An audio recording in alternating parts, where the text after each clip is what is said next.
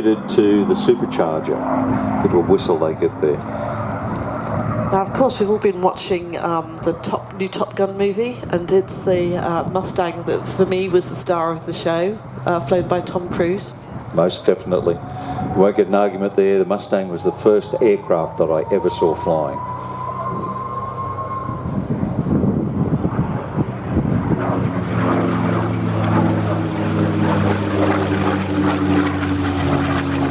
When they entered service with the Allison engine, it was a Rolls-Royce engineer who came up with the suggestion that perhaps with the Merlin the performance might increase. So they modified 5 aircraft with the Merlins, and the statistics were sensational. They sent that information back to the United States, and North American started to build the P-51D. First flew in November 1942. That was the start of the legend of the Mustang.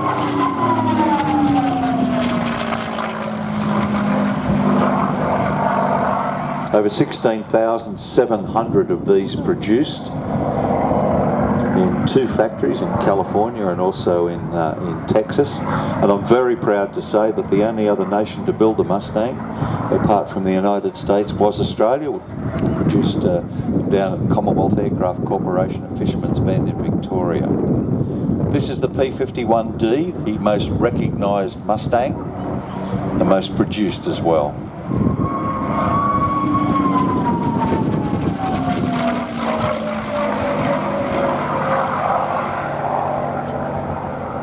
They did produce lightweight versions and prototypes, and started building the P-51H model, which was a lightweight version due for service in the Pacific, but it didn't see operations there.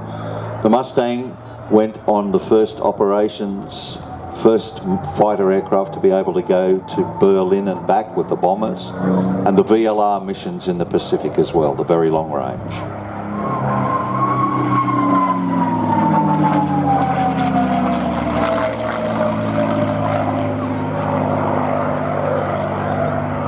So if you're lucky enough to see one of these up close and personal, they tend to have names. So Big Beautiful Doll, Old Crow, there's even one Miss Helen, which I've seen up close and personal. So is that an American thing? No, it's pretty universal, and a lot of these aircraft carried nose art, and believe it or not, a lot of Spitfires actually carried some risque nose art. So it was a feature to enhance morale during World War II. Because the bombers also carried it, wasn't just the fighters.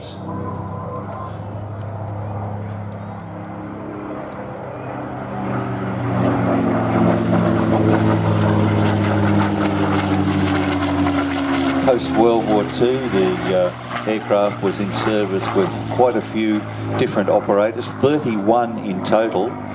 Flew during the Korean War and also flew with the Israeli Air Force during the Arab-Israeli War. Flown by the Republic of Korean Air Force, South African Air Force as well, it's the RAAF, and actually went out of service, the last military operator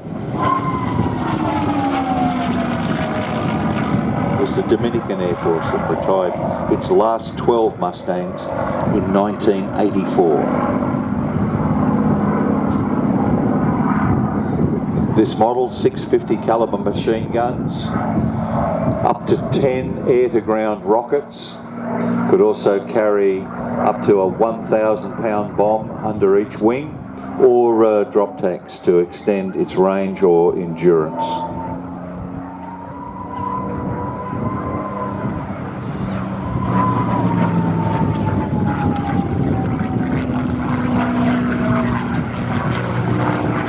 Beautifully flown today by Alistair Williams.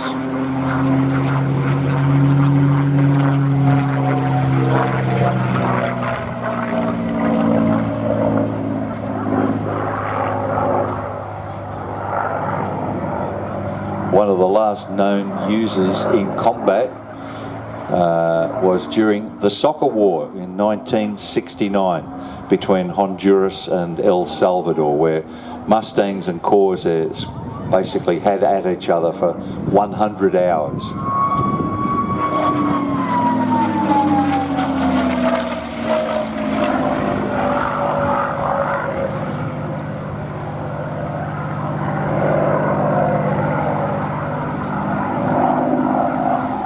One of the great advantages of this aircraft was its incredible range. Maximum range up to about 1,800 plus nautical miles, which is about 2,900 kilometres, and hence their use as fighters against Japan.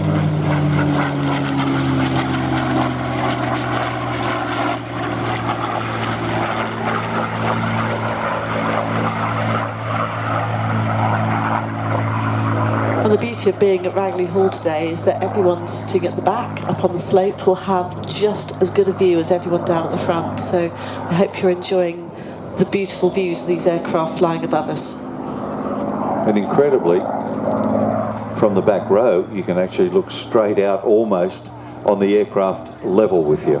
It's like being in a very good theatre.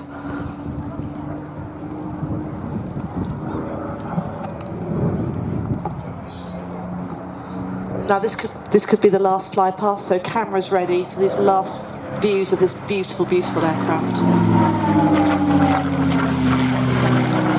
It's those very long-range missions in the Pacific gave rise to another variety of Mustang to help reduce the fatigue on the pilots, where they joined two Mustangs together to give you the twin Mustang.